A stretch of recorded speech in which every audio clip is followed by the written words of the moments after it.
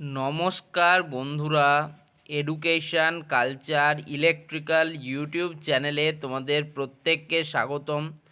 তোমরা যারা West Bengal State Council of technical এডুকেশনের third year 5th semester diploma in electrical ইঞ্জিনিয়ারিংয়ের স্টুডেন্টরা রয়েছো, তো তোমাদের জন্য একটা গুরুত্বপূর্ণ সাবজেক্ট হচ্ছে ইন্ডাস্ট্রিয়াল ড্রাইভস। তো সেই ইন্ডাস্ট্রিয়াল ড্রাইভ সাবজেক্টটার কিন্তু ক্লাসেস নিয়ে চলে এলাম আমার এই নতুন চ্যানেলে।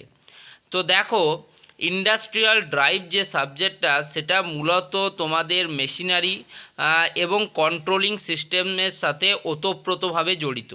তাই ইন্ডাস্ট্রিয়াল ড্রাইভ পড়ার সময় আমাদের বিভিন্ন বিষয়ের জ্ঞান থাকা প্রয়োজন। তাই জন্য ইন্ডাস্ট্রিয়াল ড্রাইভস আমরা যে পড়ব তার জন্য আমরা কিন্তু একদম স্টেট কাউন্সিলের যে অফিসিয়াল সিলেবাস রয়েছে সেটা থেকেই পড়ার চেষ্টা করব। তো দেখো, স্টেট কাউন্সিলের ইন্ডাস্ট্রিয়াল ড্রাইভের ফার্স্ট ইউনিট যেটা সেটা হচ্ছে এসি অ্যান্ড ডিসি মোটর। ঠিক আছে, তার আন্ডারে আমরা পড়ব need of electrical drives, functional block diagram of an electrical drives, load characteristics, starting method, speed control and breaking পড়ব বিভিন্ন মোটরের। তো আজকে আমরা একদম ফার্স্ট ক্লাস করছি, তাই একদম ডিটেলিংয়ে যাব না। আজকে আমরা একটু ইন্ট্রোডাকশান পড়ব ইলেকট্রিক্যাল বা ইন্ডাস্ট্রিয়াল ড্রাইভসের। ইন্ডাস্ট্রিয়াল ড্রাইভস বা ইলেকট্রিক্যাল ড্রাইভস বলতে কি বলছে?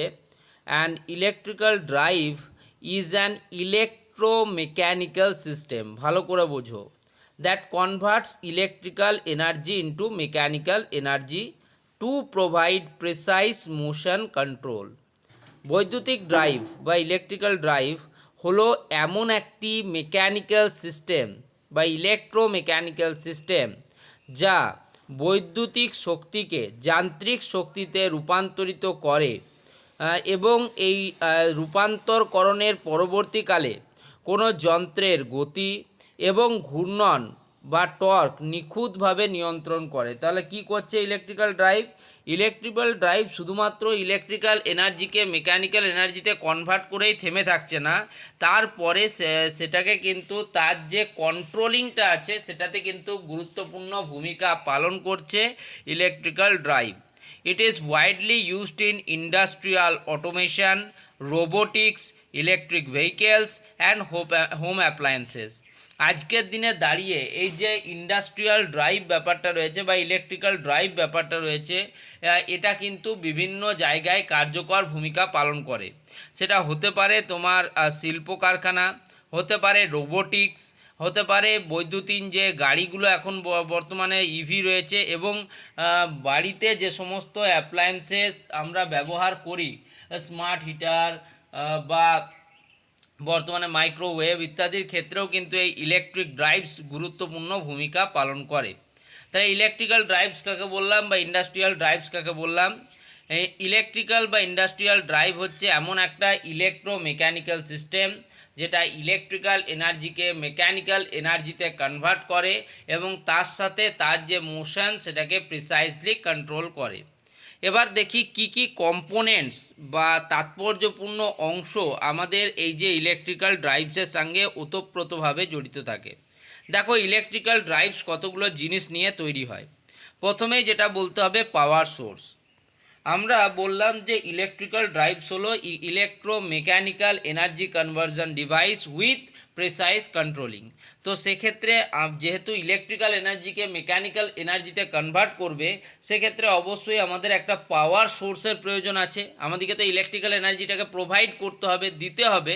তো সেই পাওয়ার সোর্সের জন্য আমরা provides the necessary electrical energy, আমরা যে নেসেসারি ইলেকট্রিক্যাল এনার্জি রয়েছে সেটাকে প্রোভাইড করি। সেটা হতে পারে এসি, তোমার এসি ভোল্টেজ বা কারেন্ট, বা ডিসি ভোল্টেজ বা কারেন্ট।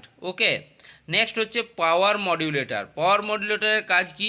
পাওয়ার মডিউলেটর রেগুলেটস করে এই যে আউটপুট পাওয়ার আমরা পাচ্ছি from the source of the motor. আমরা আউটপুট পাওয়ার যেটা পাচ্ছি অবশ্যই মেকানিক্যাল পাওয়ার পাচ্ছি, যেহেতু ইলেকট্রিক্যাল এনার্জিকে আমরা ইনপুটে দিচ্ছি, আউটপুটে আমরা মেকানিক্যাল এনার্জি পাচ্ছি। তাহলে মেকানিক্যাল পাওয়ার যেটা রয়েছে সেটা আউটপুটে যেটা হবে সেটাকে রেগুলেটস করার কাজ করে পাওয়ার মডিউলেটর। ঠিক আছে,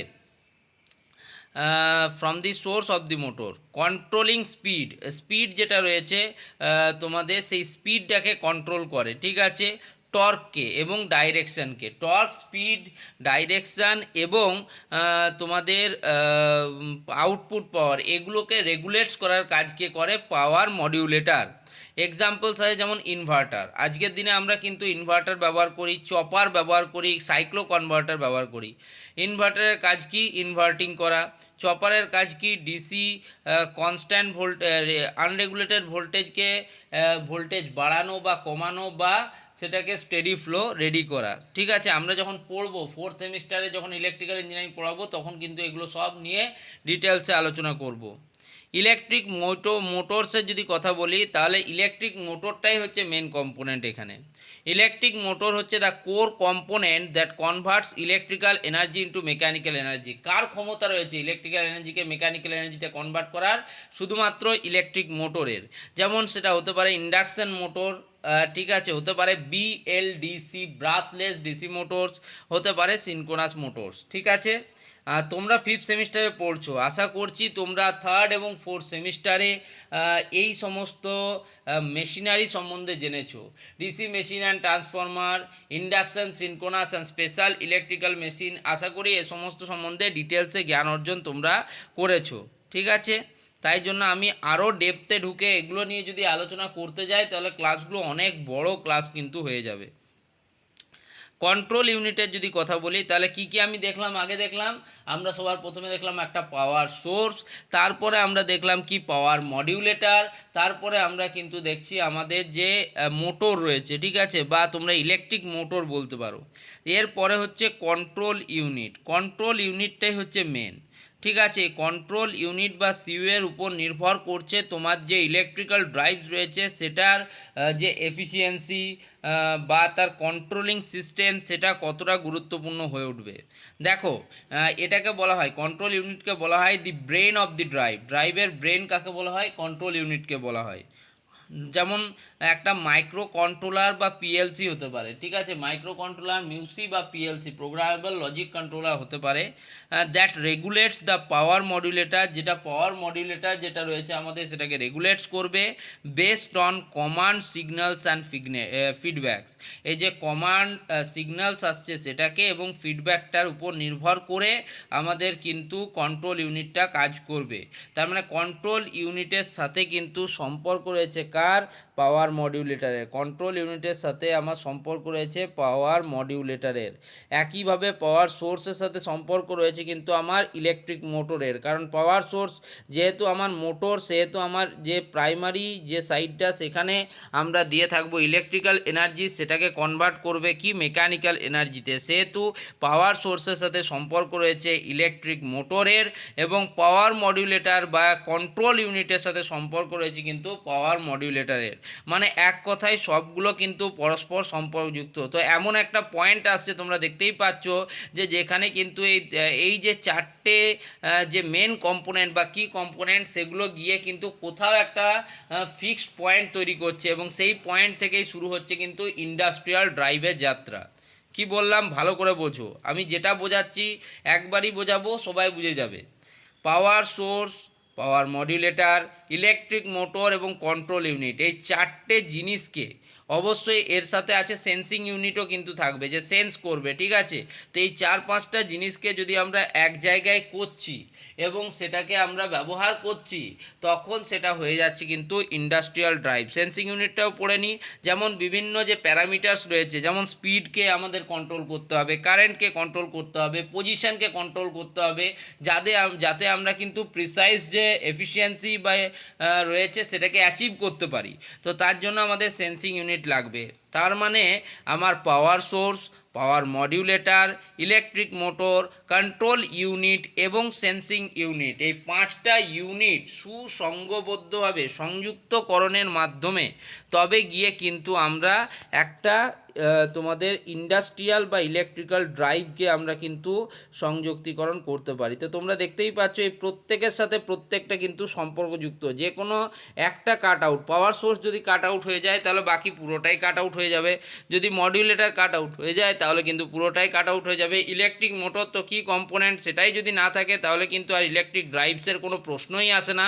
তার মানে প্রত্যেকটা জিনিস একে অপরের সাথে সম্পর্কযুক্ত। ঠিক আছে, তো আজকে আমি একদম বেসিক ইন্ট্রোডাকশান দিলাম। পরবর্তী ক্লাসগুলোতে আমরা ডিটেলসে আলোচনা করব। আশা করছি তোমাদের প্রত্যেকের ভালো লাগবে ভিডিওগুলি। তাই চ্যানেলটিকে সাবস্ক্রাইব করে নাও, নতুন চ্যানেল, তাই প্রত্যেককে আহ্বান জানাচ্ছি আমার চ্যানেলের সাথে যুক্ত হও, নিজেদের গুরুত্বপূর্ণ সাজেশন প্রোভাইড করো। ধন্যবাদ।